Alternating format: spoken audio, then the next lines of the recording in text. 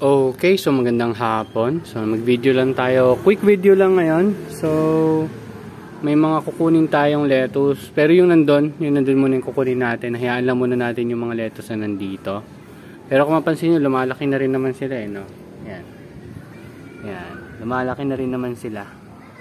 May mga patak-patak lang. Hindi ko sure baka natatansikan kasi ng lupa. Ayun no, may mga part na may lupa sila.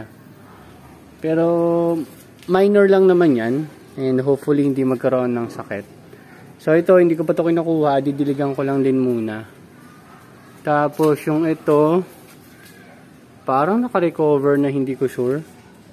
Pero ayan, okay naman siya. Tapos dito naman tayo. So kailangan ko ng diligan tong mga nasa tawag dyan, nasa cup na may lupa. Ayan. So yun naman yung mga hydroponics natin na lettuce. Olmeti yung mga nandyan. Ayun o, may mga talsik ng lupa o. Hindi ko sure kung umulan ng malakas kaya ganyan. Ayun. So susunod siguro mag-check ako ng pH level or parameters nung tubig nila. Kasi medyo mataas pa naman yan ngayon. So ito yan. Once na magta-transfer na ako ng mga seedlings galing dun sa indoor seedling setup natin, yung ibang mga halaman dun, tatanggalin na natin unti-unti para makapag-transfer tayo weekly ng halaman. So yan, didiligan ko pa rin to. Yan. So mga alas 5 na ng hapon ngayon. Yan. Yung part dito, lumalaki naman yung lettuce pero parang hindi siya ganun kalaki. Pero mas malaki pa rin siya compare sa iba. Kahit tulad ng sabi ko, hindi direct sunlight. Nasa likod kasi yung sunlight niyan. So liwanag lang, hindi siya direct sunlight dito sa part na to. Pero yun doon, yung nakita niyo doon kanina may konting araw. Mga 2 hours siguro, hapon, araw ng hapon. So check natin yung iba doon, lalo na yung nandun. Okay, so yung mga nandun, tatanggalin ko na. At hindi naman tayo maglalagay dyan. Baka mag-setup tayo sa kabila. Pero wala muna dyan, wala muna nakasabit dyan. Titignan ko pa kung anong pwede kong gawin. Pero yan. So magaganda na rin yung mga mustasa. Yung banda lang doon ang hindi. So may mga paunti-unting parang yan, mga tuyong dahon o kung ano man. Ito naman talong. Hindi ko sure kung mabubuhay pa kasi medyo may mga maliliit pang bagong buds. So siguro nagpalit or kung ano man tawag nila dyan. Pero yung bulaklak niya hindi na nagtuloy. Nahiya.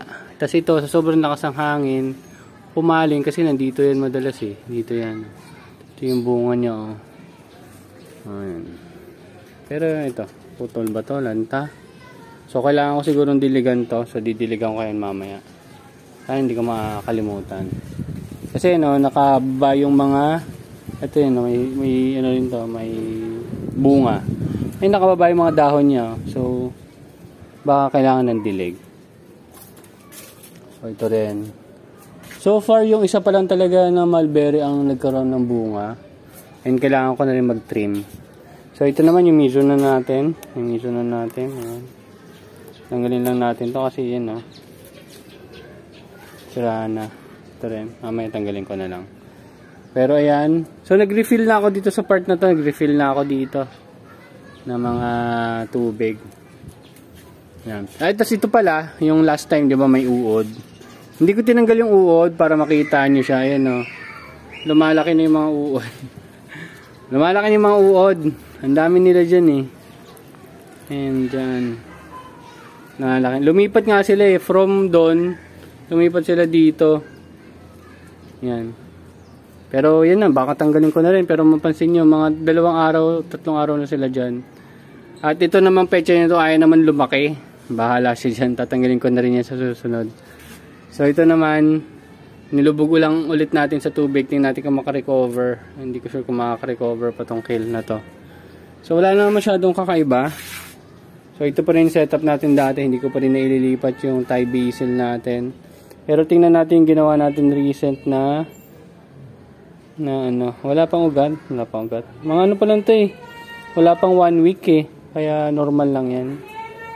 Pero pag umabot mga 10 days yan, usually may mga ugat na yan. So yun lang naman, wala naman tayo masyadong kakaiba dito.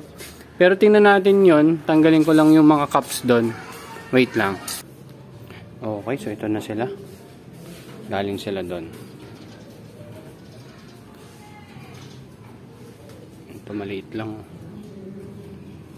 Ito naman, galing doon sa isang, yung malaking container natin. Ayan.